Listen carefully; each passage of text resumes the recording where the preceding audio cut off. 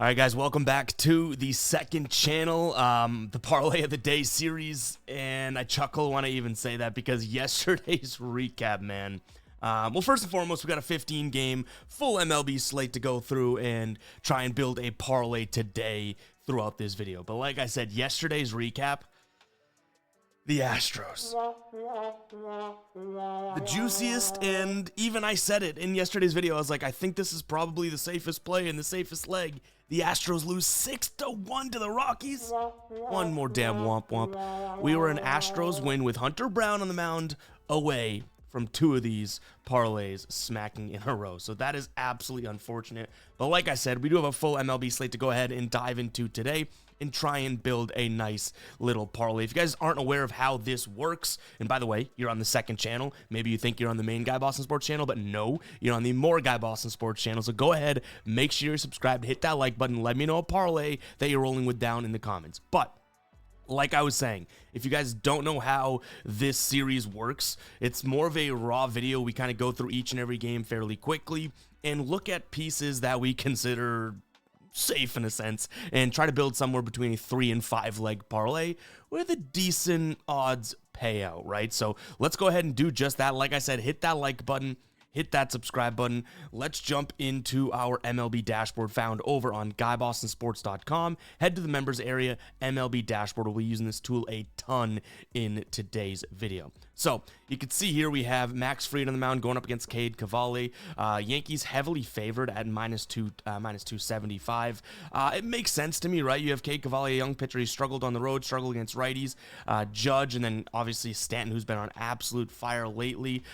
Probably set for a good spot. So I do think that one thing that we can consider here, and it's been in our parlay, I believe 2 days in a row now, is a potential look at the Yankees team total over, right? Over 3.5. They've done it in 7 of their last 10. You can see head-to-head against Washington. They scored 10 a couple days ago.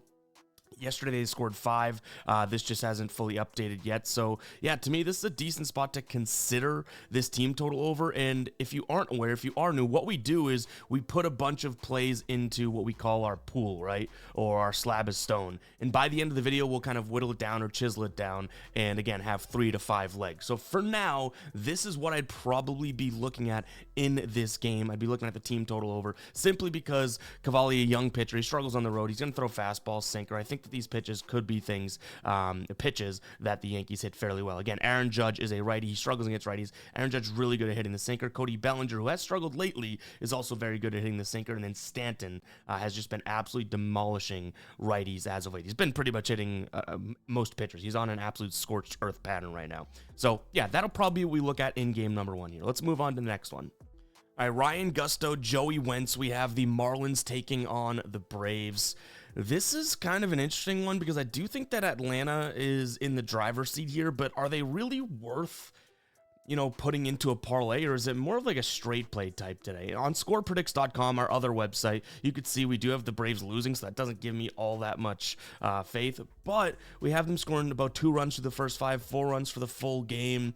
Ryan Gusto's not all that great. I think the only thing that I would look at here would be that team total over for the Braves. And if we can knock it down to 2.5, you can see they've actually been pretty consistent to that line. Not so much recently, and I guess on the road, actually pretty damn consistently on the road. So maybe that's what we add in. Again, over 2.5, go and score 3 runs for us. The bullpen on the Miami side of things is fairly taxed and also not all that great to begin with. We're going to get a lot of fastballs. They hit the fastball okay. Curveballs will be coming in. They hit the curveball okay. So maybe this is a spot, and even looking at their lineup, right, a lot of these guys hit the curveball well. Now, we're only getting the curveball 15% of the time. I don't mean to blow it out of proportion, but I do think that the Braves team total over would be the only thing that I really consider in this one. And honestly, it probably, neither one of these are like jumping off the page to me. So I would imagine by the end of this video, we're eliminating one, if not both, of those spots ultimately. Real quick, guys, I wanted to talk to you about Chalkboard. Go ahead and sign up today. Without even a deposit, you're going to get $20 free. There'll be a link down in the description as well as the pinned comment. Make sure to use code GUYBOSTON. If you don't use the code, they may not hook you up with the $20. So sign up with that link, use code GUYBOSTON, get a free $20. The great thing about Chalkboard is they now have introduced game picks. You can put money lines, totals, run lines in your entries as well, along with picking more or less on player set projections action. So if you are highlighted in one of these states, in one of those green states, and you're not on Chalkboard as of right now, you're one, missing out on a free 20 bucks. Why wouldn't you check it out, right? And two, missing out on one of the best player prop / game pick apps out there as of right now. So go ahead and check it out. I've been absolutely enjoying Chalkboard. Looking forward to heading into the NFL season with them as well. So go check it out. Link down below in the description, as well as the pinned comment. And again, make sure to use code GUYBOSS when signing up. You're going to get a free $20. That sounds unbeatable to me. Next up, we have Cleveland taking on Tampa Bay. I like both pitchers in this matchup. You can even see via the pitch mix. Slade Ciccione's going to throw the fastball, the slider, the curve. All those should work fairly well against Tampa Bay. Rasmussen's going to go fastball, sinker. The cutter could worry me, but realistically, this Cleveland offense, not all that tremendous. It's pretty much going to be Jose Ramirez and then who, right? And honestly, Jose Ramirez is not even one of the names that hits the cutter all that well. So I'm thinking some way, shape, or form taking a peek at an under here. Maybe a first 5 under 5.5, but can we also look at just a full game? I mean, the total's all the way down to 7. That's crazy. So if we look at an under and we go like 9.5, minus 280, I think we might as well just go with that 5.5 for the first 5. I think both these pitchers can be trusted, and let's hope that no one absolutely goes off. So for minus 260 here, I think that's going to be a decent spot to look at. And yeah, I honestly like that a little bit more than even, I think we're ready to get rid of the Braves. Yankees will keep in there, but as of right now, it looks like we can have this on MGM as well as FD, and minus 128 so far with 2 heavily juiced plays in there. But that is what I'm looking at. I'm trusting both of these starting pitchers. Ciccione has obviously kind of struggled lately, but I can't look at this Tampa Bay lineup and think that they're going to be all that phenomenal. You know what I mean? All right, Brian Wu taking on Yu Darvish here. Seattle taking on the Padres. I said in my video earlier today that I like the idea of the Padres, and I think I'm going to roll with the Padres as a final play, simply because of the odds, though. Do I think they're a parlay piece? Not so much. Do I think that Brian Wu's going to go out there and get shelled? Not so much. But again, for the plus money you're getting behind the Padres, that's kind of what my thought process was. I don't mind the idea of, you know, this... Well, Yu Darvish pitching fairly well. Decent amount of righties in the lineup. Obviously, a lot of lefties as well. But again, you know, Julio Rodriguez, Randy Arozarena, like a couple of the top names. I think Yu could pitch fairly well because he's going to be good against righties, and he throws a slider and the sinker. 2 decent pitches. Where I'd probably say, you know, as a parlay piece in this one would be maybe like a Padres team total over, hoping that they can get to a bullpen that is fairly taxed. But at the same time, you do have the Padres bullpen who is pretty taxed as well. So both Mariners and Padres bullpens are taxed. I don't think there's anything that I'm absolutely loving in this one. So let's move on. But it would be something Padres related if we needed to force something in this one. All right, so the Red Sox team total over has been something that's been working for us. Do we go right back to it? We don't have too much data on the pitcher. They're pitching, I believe, ends and then Contreras as the primary tomorrow, so probably going to be a bullpen day for the Red Sox. And by the way, guys, the tool that I'm using on the screen is Outlier. I'll pop a QR code up on the screen right now. You get 7 days free of this fantastic tool. It's great for player props, for game picks, everything. An amazing research tool. You combine this with our dashboard, you're absolutely cooking with fire and cooking with gas. So go ahead and check it out. The only thing that I consider here would be Red Sox over 2.5. Minus 370 is not exactly on my bingo card. So to me, yeah, I like the over. I wouldn't mind, you know, if we were able to get a decent like over 6.5 or something like that for decent odds. But right now you're paying in the minus 300s again. We already have 2 heavily juiced ones on the board right now. Not something that I'm willing to dive into. So that would be what it is. And like I've mentioned before, guys, in fact, let me just explain it again. Let's get this off the screen. When we do these parlays, we are kind of going through it along with you guys. I say in every one of these videos, it's just more raw. It's on the second channel for that reason. So yeah, there is a little bit more of a stumbling, or, you know, maybe this gets in there, maybe it doesn't. Maybe we'll look at this game and have nothing.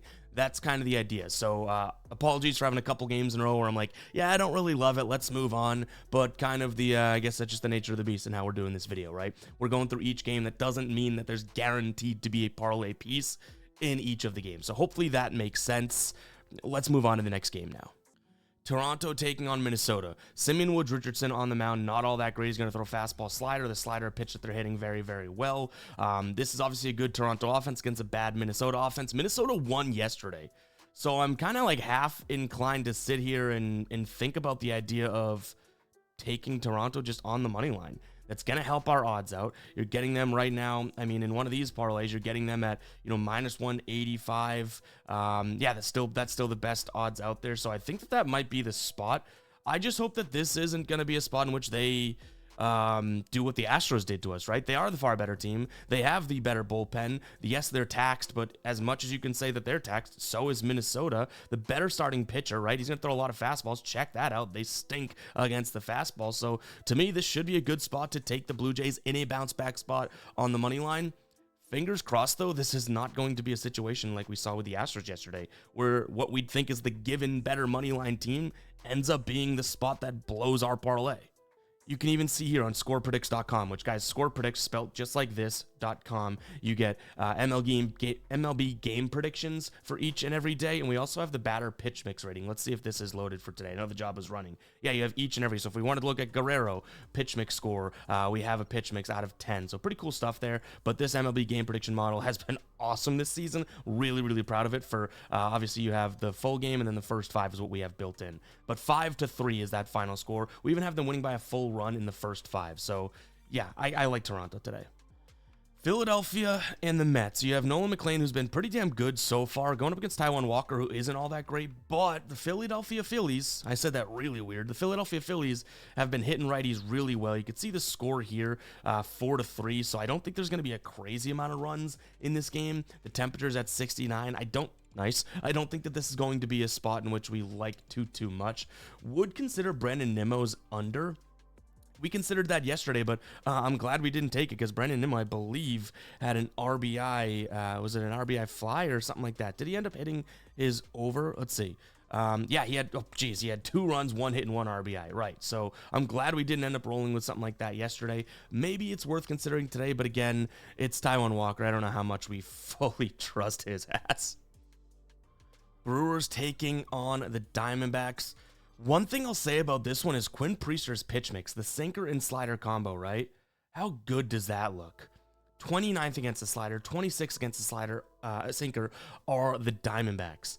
The problem is this Diamondbacks team, their offense really hasn't been all that poor. So even if we wanted to take a peek at like the Diamondbacks team total under, it's been tough to get that, right? I mean, even under 4.5 here, you can see they've been scoring a lot of runs now periodically, sure.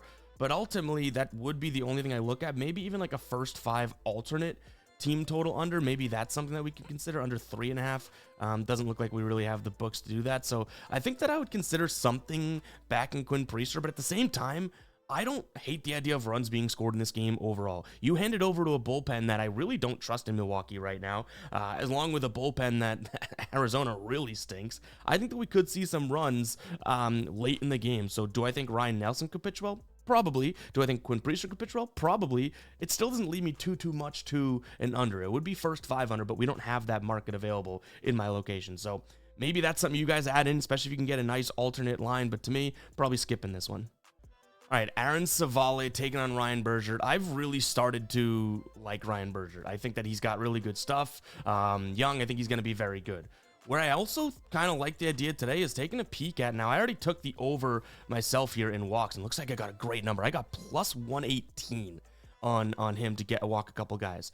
Would Aaron Savale over 0.5 walks? Is this worth throwing in? I mean, it looks like we don't have it on... That's minus 500. That's a little crazy. That would be kind of what I look at. I also don't mind the idea of the Royals. I mean, the cutter isn't their best pitch. The curveball's not their best pitch. I get it, but they are hitting righties pretty damn well, right? So let's take a peek at the Royals and see if we can get a team total over for them.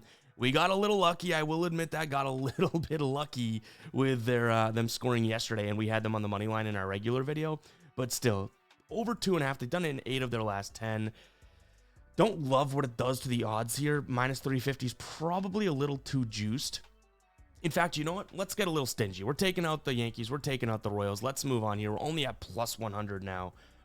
Plus 113 on ESPN. Great. So that's decent. Let's be stingy. We're not going to go with the, this could go. I want things, especially in a bounce back spot after the Astros blew it for us. I want things that are going to be like, all right, this is a lock. Is there such things as locks in sports betting? No.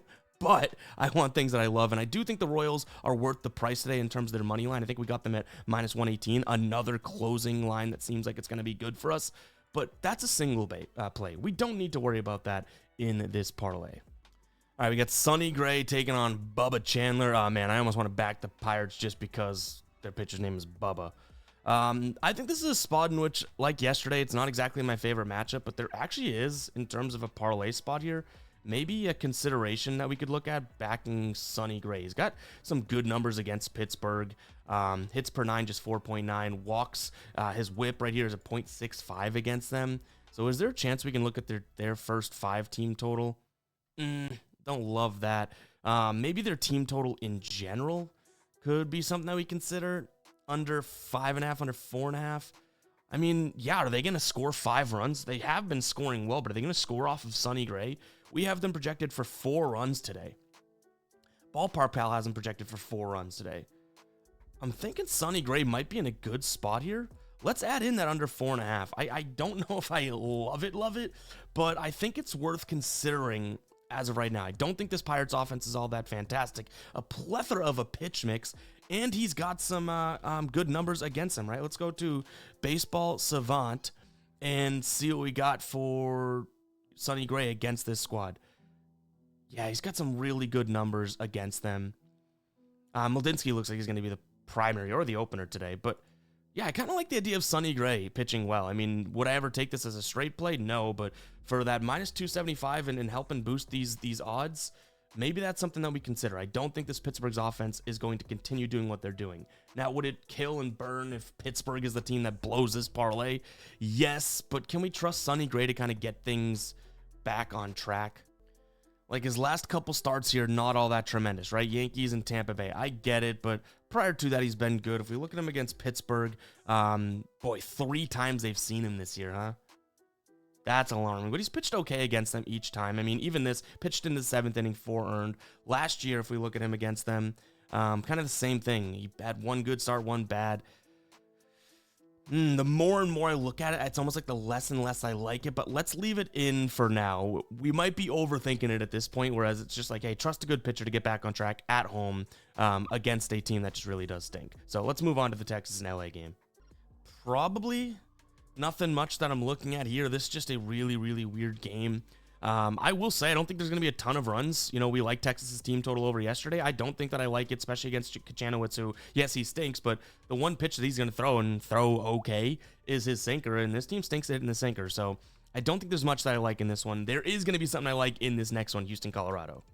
And I mean, how can we not do it, right? Does this Rockies team really beat Houston 2 times in a row? I think they're worth throwing in the money line here. Right now, you're still getting the best odds over on MGM. FanDuel's pretty much right behind. ESPN and DraftKings don't have every single one of these spots. ESPN doesn't have the Pirates team total, and DraftKings doesn't have that first 5 innings under 5.5 there. So if you're looking to go with all of these legs, it's still MGM right now.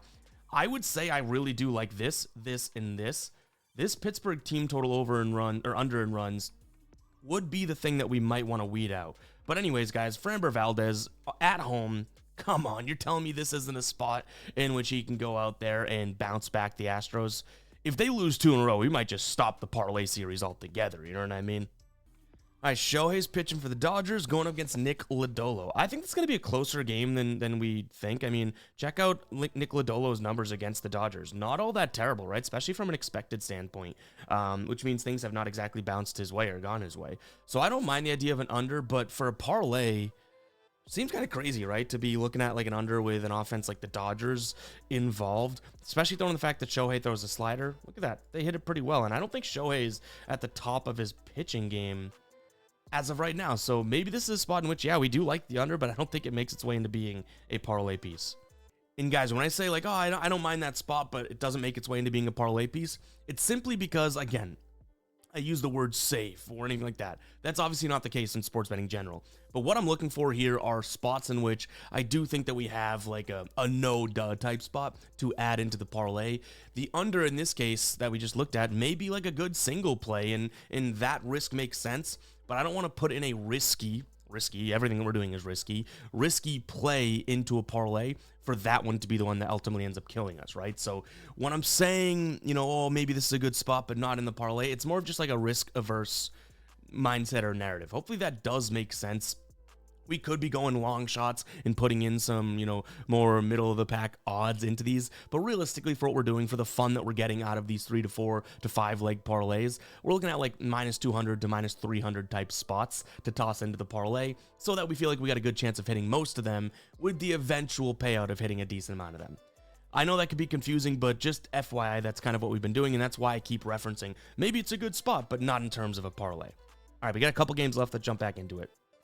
Colin Ray, I guess, against Carson Wisenhunt. I believe it's Wisenhunt. I think the Cubs can win this one, but what I worry about is this fastball and slider. I guess the fastball realistically being the worry. The slider and changeup should be okay. Colin Ray on the other side, fastball, well, they hit it pretty well. So, yeah, tough one here. I don't mind the idea of an over. Jung Ho Lee, Rafi Devers. You have, I guess, switch hitter down here, but a couple of these lefties, Devers and Jung Ho Lee especially, could be a problem for Colin Ray. But ultimately, much like we even just discussed, like, I think that you could probably get the Cubs for a decent play as a single play today. I don't think that they're a true parlay piece, but if we did like a reverse run line and got them at plus 1.5, maybe that's something to consider, right? Last game up here, I like the Tigers in terms of a money line spot. Could be a spot to take a peek at them in a parlay, but what I worry about is this. Let's take a peek at it. This Athletics offense has been cruising, and they've been playing good. If they're 7 of their last 10 they've won. In terms of them scoring runs, just for an example, you could see here, they have games in which they kind of go off. This season, not so much, but last 20 games, 5.5. When they're at home here, 5 runs per game, they've gone 10, 7, 5, and 8. So, yeah, I'm a little scared to take anything there. I would say this is probably what we're looking at in terms of the parlay, right? Now, if we take this out, it drops down to plus 170. I think we're going to need to include, to get odds that we feel comfortable with here, I think we need to include that team total under for the Pirates. So really crossing our fingers on that one. I admit that that is the one that I'm a little shaking in my boots about. But yeah, for plus 268, I think this is going to be what we roll with. The first 5 innings under 5.5 for the Rays and Guardians. Toronto get the job done on the money line. Houston get the job done on the money line. And then Pittsburgh do not score 5 runs on us. Guys, you can scan this QR code right now. If you do want to tail it, we'll put that on the screen. Another benefit of Outlier allows you just to scan this and boom, pop it into your bet slip. You don't have to go and place each leg individually. But this is what we're ultimately going to be rolling with. Really do appreciate you guys tuning in. Hit that like button, hit that subscribe button. We'll catch you guys in the next one, all right? Peace out.